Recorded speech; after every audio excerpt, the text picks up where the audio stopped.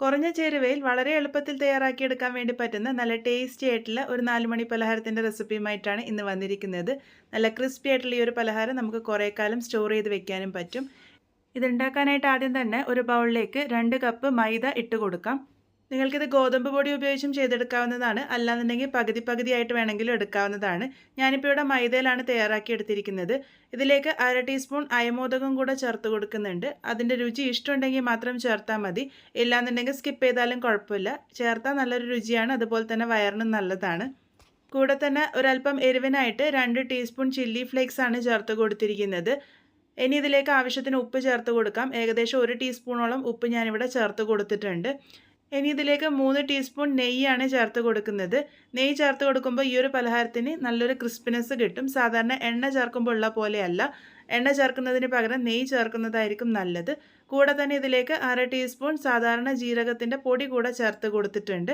എല്ലാം കൂടെ ആദ്യം നന്നായിട്ട് മിക്സ് ചെയ്തെടുക്കാം. എണ്ണ എല്ലാ ഭാഗത്തേക്കും എത്തുന്ന രീതിക്ക് ഇതുപോലെ ഞെരടി യോജിപ്പിച്ച് കൊടുക്കുക.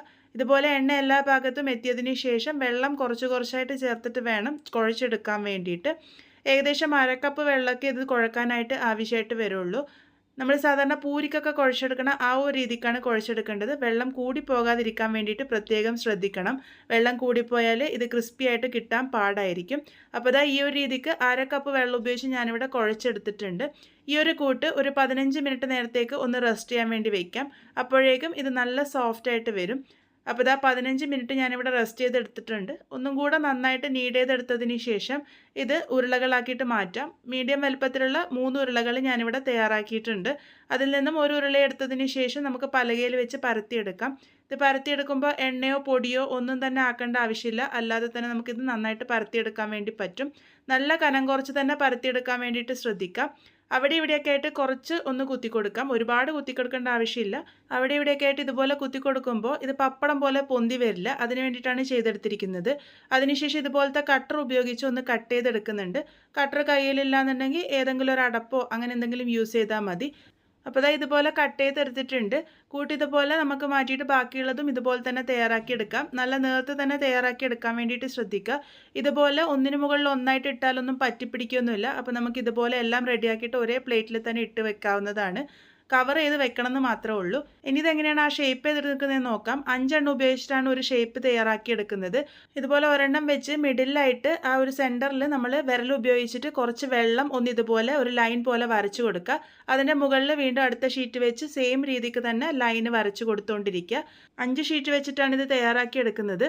ഇതുപോലെ വെള്ളം സൈഡിലോട്ട് പോകാണ്ടിരിക്കാനായിട്ട് ഒന്ന് അമർത്തി കൊടുത്ത് അതിൽ വരഞ്ഞു കൊടുത്താലും മതിയാകും. ഇതുപോലെ 5 ഷീറ്റ് വെച്ച് കൊടുത്തതിന് ശേഷം ഇതുപോലെ സ്ക്യൂവർ ഉപയോഗിച്ച് ഒന്ന് നന്നായിട്ട് അമർത്തി കൊടുക്കണം.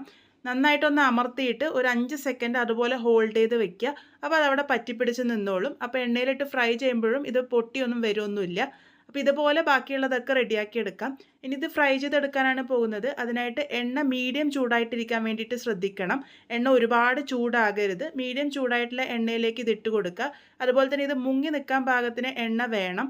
അപ്പോൾ ഇതുപോലെ ഒന്ന് സ്പൂൺ ഉപയോഗിച്ചിട്ട് ഒന്ന് തട്ടിക്കൊടുക്കുക. അത് ആ ഒരു ലെയറുകളൊക്കെ വിടർന്ന് വരുന്നത് വരെ ഇതുപോലെ തട്ടിക്കൊടുത്തുകൊണ്ടിരിക്കാൻ വേണ്ടിയിട്ട് ശ്രദ്ധിക്കണം. അപ്പോൾ ഇത് ആ ഒരു ലെയറുകളൊക്കെ നന്നായിട്ട് വിടർന്ന് വന്നോളും. അതുപോലെ ഇത് ഫ്രൈ ചെയ്യേണ്ടതും ലോ ടു മീഡിയം ഫ്ലെയിമിൽ വെച്ചിട്ട് തന്നെ ഫ്രൈ ചെയ്യാൻ വേണ്ടിയിട്ട് ശ്രദ്ധിക്കുക. ഒരുപാട് ഹൈ ഫ്ലെയിമിൽ വെച്ച് കഴിഞ്ഞാൽ ഇത് നന്നായിട്ട് ക്രിസ്പി ആയിട്ട് വരില്ല. അതിൻ്റെ സെൻറ്റർ അടക്കം ക്രിസ്പി ആയിട്ട് വരണമെന്നുണ്ടെങ്കിൽ ലോ ടു മീഡിയം ഫ്ലെയിമിൽ വെച്ചിട്ട് തന്നെ കുക്ക് ചെയ്യാൻ വേണ്ടിയിട്ട് ശ്രദ്ധിക്കുക. ഇതുപോലെ എണ്ണ നന്നായിട്ട് തന്നെ തട്ടിക്കൊടുക്കാൻ വേണ്ടിയിട്ട് ശ്രദ്ധിക്കുക. ഇപ്പോൾ നോക്കൂ, ലെയറുകളൊക്കെ നന്നായിട്ട് തന്നെ വിടർന്ന് വന്നിട്ടുണ്ട്. ഒരു ഭാഗം നന്നായിട്ട് ഫ്രൈ ആയിട്ട് വന്നു കഴിഞ്ഞാൽ നമുക്കിത് മറിച്ചിട്ട് കൊടുക്കാം. അങ്ങനെ തിരിച്ചും മറിച്ചൊക്കെ ഇട്ടിട്ട് എല്ലാ ഭാഗവും നല്ലൊരു ഗോൾഡൻ ബ്രൗൺ കളർ ആകുന്നത് വരെ ലോ ടു മീഡിയം ഫ്ലെയിമിൽ വെച്ചിട്ട് തന്നെ ഇത് കുക്ക് ചെയ്യാൻ വേണ്ടിയിട്ട് ശ്രദ്ധിക്കുക.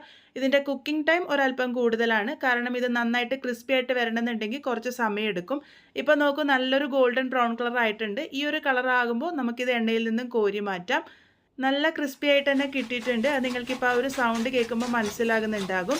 ഇതേപോലെ തന്നെ നമുക്ക് ബാക്കിയുള്ളതൊക്കെ റെഡിയാക്കി എടുക്കാം. നല്ല ടേസ്റ്റി ആയിട്ടുള്ള നമ്മളുടെ സ്നാക്ക് ഇവിടെ റെഡി ആയിട്ടുണ്ട്. കാണാൻ നല്ല ഭംഗിയില്ലേ? ഇതിപ്പോൾ ആർക്കെങ്കിലും നമ്മൾ കൊടുക്കുകയാണെങ്കിൽ ആൾക്കാർ ചോദിക്കും ഇതിപ്പോൾ എങ്ങനെയാണ് ഉണ്ടാക്കിയതെന്ന്. ഉണ്ടാക്കാൻ നല്ല ബുദ്ധിമുട്ടായിരിക്കും എന്നൊക്കെ ആയിരിക്കും വിചാരിക്കുക. പക്ഷേ ഇതൊരു ബുദ്ധിമുട്ടുമില്ല, വളരെ ഈസി ആയിട്ട് തയ്യാറാക്കിയെടുക്കാൻ വേണ്ടി പറ്റും. നല്ല ക്രിസ്പി ആയിട്ട് തന്നെ കിട്ടിയിട്ടുമുണ്ട്. എയർ ടൈറ്റ് ആയിട്ടുള്ള പാത്രത്തിൽ സ്റ്റോർ ചെയ്യുകയാണെങ്കിൽ കുറേ കാലം കേടാകാതെ ഇരുന്നോളും. എന്തായാലും ട്രൈ ചെയ്ത് നോക്കൂ. ഫീഡ്ബാക്സ് ഒക്കെ പറയാൻ മറക്കരുത്. വീണ്ടും ഒരു നല്ല റെസിപ്പിയുമായി കാണാം.